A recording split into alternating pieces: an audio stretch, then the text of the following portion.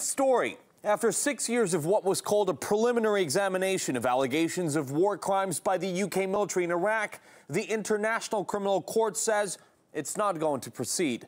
And so just before calling the British justice system one of the best in the world, this is the way UK's proud Defence Secretary reacts.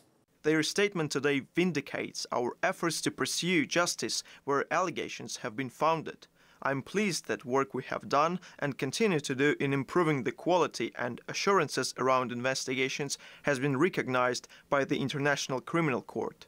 What I suggest, though, is reading beyond the first two lines of what the ICC prosecutor ruled. It'll only take a few seconds to get to the part that says the office has previously found and today confirmed that there is a reasonable basis to believe members of the British Armed Forces are responsible for the following.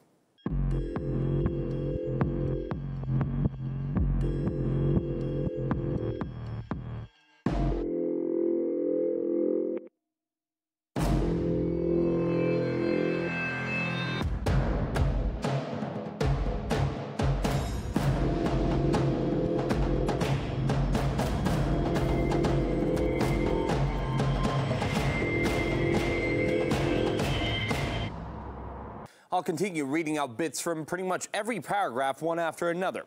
Civilian, supervisory, and military command failures contribute to the commission of crimes against detainees.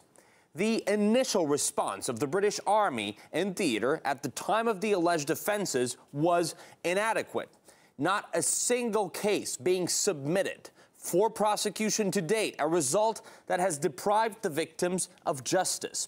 I could keep going, but it's already clear that these conclusions sound like they're from a different report, not from one that leads to a major case being dropped or a senior cabinet member bragging about an amazing justice system. It seems to me it's almost incredible to think that of thousands of allegations, not one of all of those thousands has been regarded as justifying coming in front of a court. We need to push forward with demands for serious and proper investigations in what I believe is a scandal. And as the report says, you know, the evidence is there. There is reasonable evidence. In the words of the ICC prosecutor, there is reasonable evidence of a whole host of atrocities carried out by members of the British Armed Services, the British Armed Forces, against Iraqi detainees.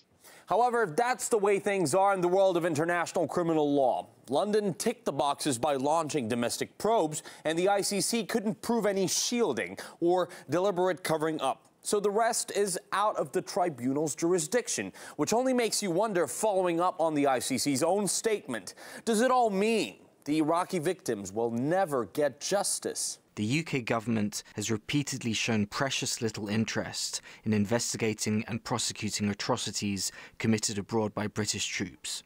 The prosecutor's decision to close her UK inquiry will doubtless fuel perceptions of an ugly double standard in justice, one approach to powerful states and quite another for those with less clout. The news from the ICC comes as London pushes for a controversial overseas operations bill. It's supposed to, quote-unquote, protect British troops in overseas conflicts from vexatious litigation and repeat investigations. Critics, though, say it would allow more offenders to escape the law. The Overseas Operations Bill will do nothing to address the issue of repeat investigations of UK Armed Forces personnel. All this will do is make horrific cases like the death of Iraqi national Baha Musa even more difficult to prosecute. The UK would also be violating numerous human rights treaties by not ensuring abuses are properly dealt with. But even without the bill, as we now know, the International Criminal Court has pulled the brakes on probing the British military. Earlier, when the court was going to look into potential abuses by the US troops in war zones, Washington simply hit back by sanctioning senior staff members at the ICC. What if, after that, the tribunal just didn't want to go too far with investigating Uncle Sam's #1 ally in Iraq? Well, there's no way of knowing.